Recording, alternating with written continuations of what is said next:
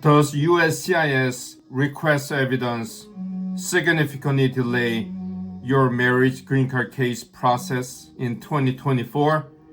Answer is absolutely yes. I'm attorney Jay Francis. I'm a U.S. immigration attorney based in Chicago but serving all 50 states.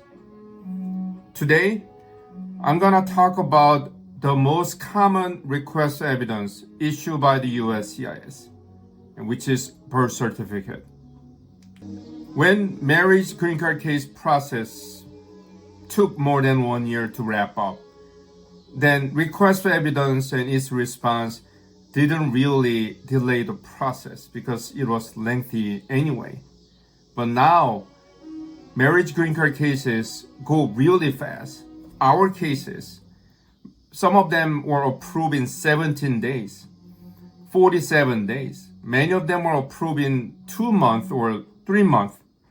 So more than ever, avoiding the request for evidence became absolutely important. In fact, our case is super fast because we don't get request for evidence. And most our cases, almost all our cases, approved without interview. So one more time, it is really important to avoid the request for evidence. So what is request for evidence? Once you submit your green card application to USCIS, and when USCIS finds that information or document is either incorrect or insufficient, they'll give you a second chance in the form of request for evidence. Now, when the USCIS issues request for evidence, you'll be given 87 days to respond. Sounds like plenty of time. But some case, especially birth certificate, if you didn't submit it correctly, then perhaps 87 days may not be sufficient because you need to get it from overseas. You're here in the United States, unless you have family members in your home country. I mean, probably not able to get it, really fast. So it's a challenging. So first, let's talk about a birth certificate for foreign spouses. Now, you probably know that when your birth certificate is not printed or issued in English, you need English translation. You need a certification that the person who translated your birth certificate into English version is proficient in both native language and English. It's called translation certification. But you don't need notarization. You just need, proficiency that, this person knows how to read and then translate 2 different languages. Number 2, long form. Make sure that your birth certificate shows your father's name and mother's name. Some of the birth certificate doesn't show parents' names, so you need to be very careful with this type of birth certificates.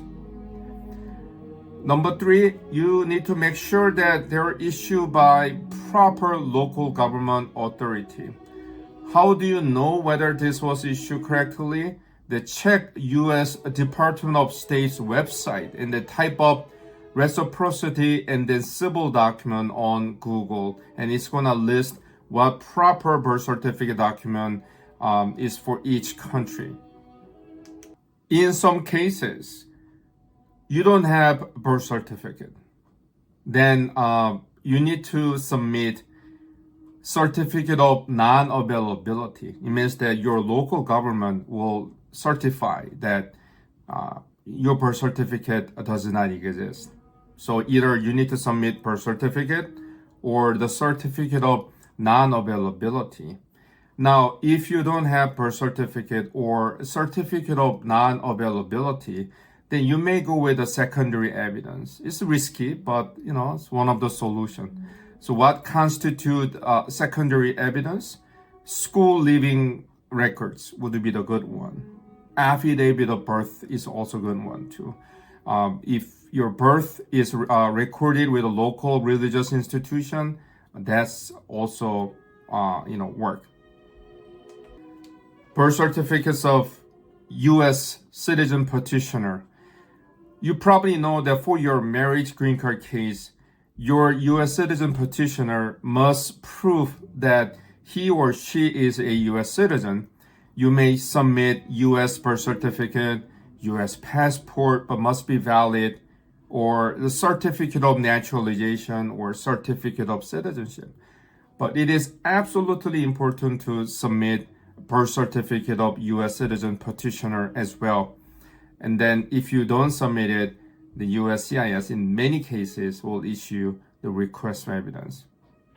Now today, I talked about the importance of submitting correct and then complete birth certificate to USCIS to avoid the request for evidence. I'm going to continue this conversation about how to avoid case delays. I call it no request for evidence, no interview, fast green card approval. Stay tuned. Thank you.